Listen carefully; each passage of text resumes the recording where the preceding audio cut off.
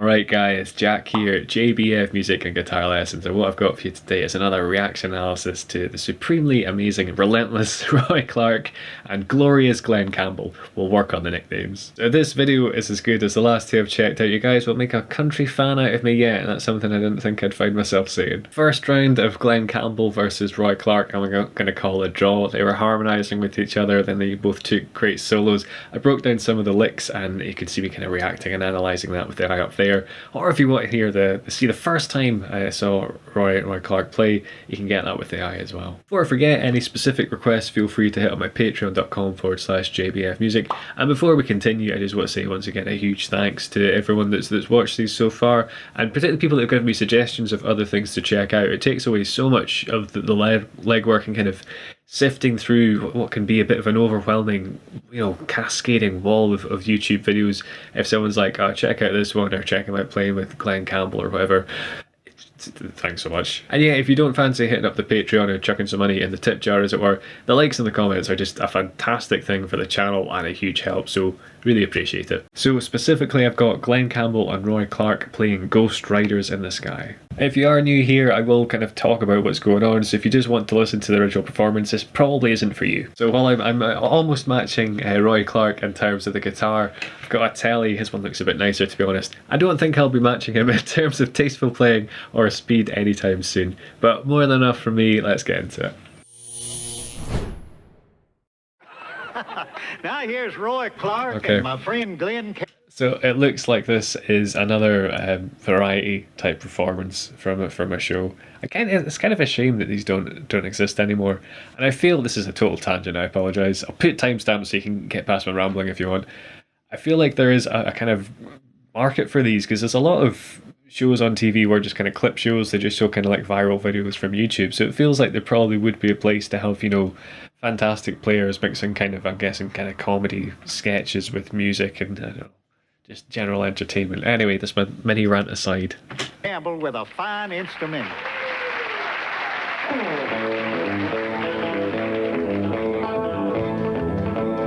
It's nice kind of cowboy music. Got some chorus on his guitar. Unexpected. Nice shimmer. Alright, cool, yeah.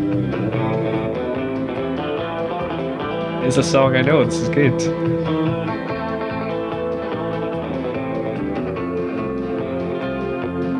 Guitars are weaving in and out of each other. It's a 12 string, that's why it sounds so nice.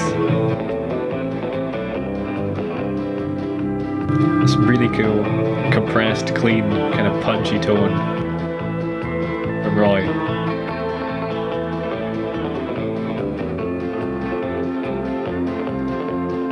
Nice tight backing band. Sounds cool. Here we go.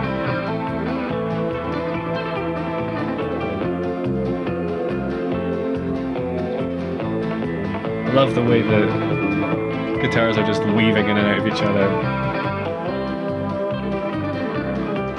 in these little fills. Bending harmonies, nice.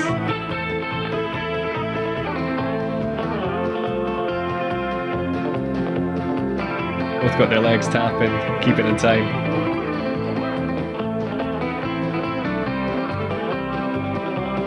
As a side note, tuning an electric 12 string is not a fun task. I don't envy him having to do that.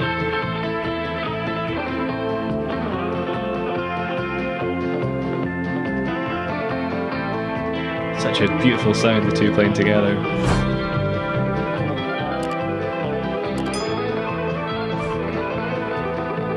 It's just fantastically articulated 16th note lines.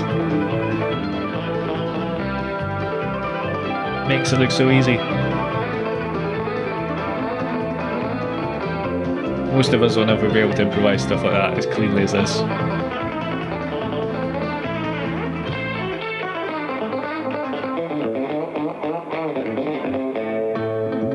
Mixing like bluesy and jazzy things. Oh, sound from that 12 string though. Huge chord to end it. Jeez, oh. Nice handshake and a hug. Perfect way to round it up, eh? So, as per usual with players of this caliber, you're spoilt for choices to what to look at. There were the tone and the texture really stood out to me, so I think I'll start on that first. Alright, so I talked very briefly, I said something about chorus and Roy's kind of punchy tone. Part of that is he's just hit the strings. Nice and hard. He's got quite a clean tone, so I'll clean mine up in a second here. So I've gone quite a lot of compression, which helps even out the notes, makes things a bit spankier, a bit tighter. The other thing is he's got a chorus effect on his guitar. So I'll give you an example of him playing, and hopefully you can hear it. Like right at the start, I think there's some. So there, when you hear ba-do-ba, there's kind of like a shimmer. You can hear there's like an extra kind of warble or something going on. It could just be a kind of slap back delay, but I think there's a bit of chorus. So what that is basically an effect you can put on your guitar. Right, so the first thing I've done is I've taken my drive pedal off and I've cleaned up my tone.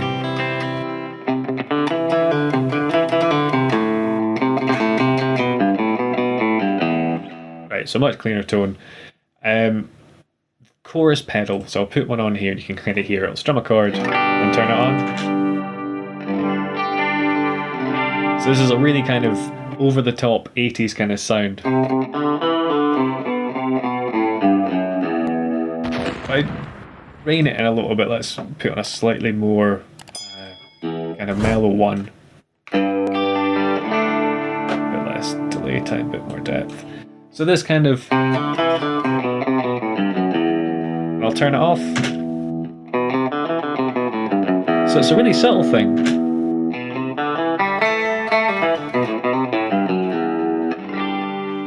But it just adds on a slight warmth, slight fatness to the sound that otherwise it can be a bit pingy without. So I do not have a 12 string, let alone an electric 12 string, but basically what it sounds like, instead of 6 strings there's 12. What that extra string's doing is basically doubling each string an octave higher. So as well as having an E here, you have like an E an octave higher and so on. So you get this really lovely shimmer. Now, because the strings aren't perfectly in tune with each other, you actually get a little bit of this chorus effect, because what a chorus effect is doing is it's taking a signal, it's making it a little bit out of time, sometimes a little bit out of tune, and playing it back with the original signal.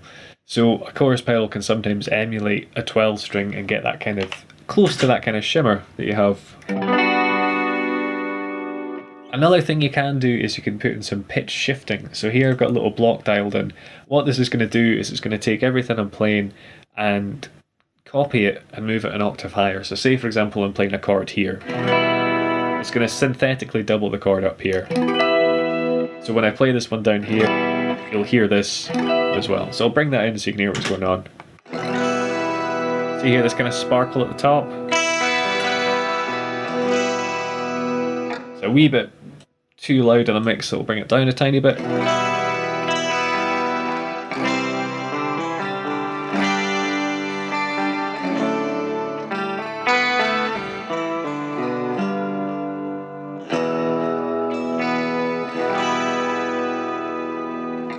So sometimes if you don't have the proper gear like a 12 string, there are ways to get around it, and it will never sound as nice and as lush as a real thing, but maybe a little bit chorus, a little bit of pitch shifting and compression to just help it kind of cut through a bit more. And just to explain what compression is as well, I've turned off my compressor here. It just evens everything out. So say I play really softly, you can barely hear it. Say I play really hard, it's quite violent. What a compressor will do is level stuff out. So while I play soft, it's still quiet. It's not as quiet as it was. And when I play hard, well, it still has that spank. It's still got that attack. The volume is much more normalized. And this is particularly useful if you're doing these kind of fast lines that these guys are doing, where it's all kind of 16th notes and stuff. So if you hit a note slightly harder or slightly softer by mistake, because it's very difficult to do, the compressor will help level it out. And as you can hear, you can still get a very You can still get a very dynamic sound, you can still play very dynamically, but it just takes out the kind of extreme edges and makes everything just, I don't know, a bit easier on the ear. Okay, so I'm going to use my newfound tones to pick out some of the licks these guys did. I want to keep them as easy as I can because the stuff they're playing is incredibly difficult. If you want more difficult licks, you can check out the aforementioned eye up there for complicated ones of those I broke down. It's still going to be difficult because these guys are good players, but there's a cool one here that Glen Campbell does. Here. Diddle diddle diddle doo. So where are we in? In kind of A minor, so it's I think A blues thing.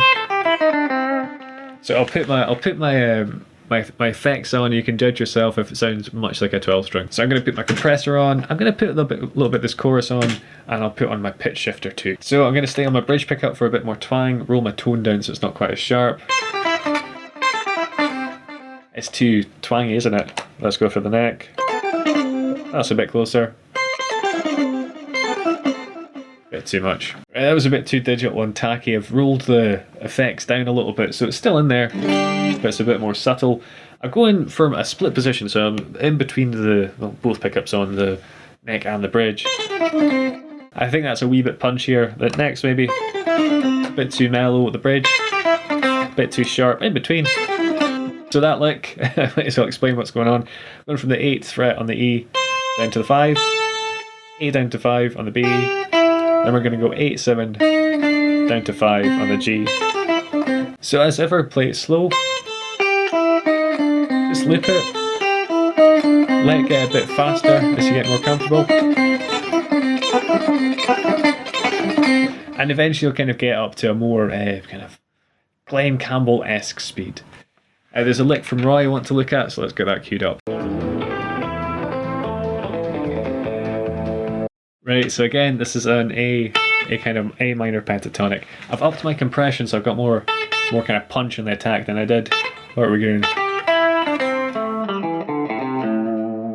Or has he hit the open string there? Let's double check, want to get it right. Yeah. Cool, so he's doing like a nice position shift here. We're starting up on the 5th fret on the E, down to the 8 on the B, down to the 5. If you know your minor pentatonic, it's just using that, right? So 7 to 5 on the G, down to 7 on the D. Then he's changing the rhythm a bit, but just playing the kind of pentatonic scale still. Going to that 5th fret on the D, then the 7th on the A string. So you got... Gonna go down to the 5th fret, open string, 3rd fret, maybe a slight little quarter tone bend on this, and then hit the open string again. So all together slowly.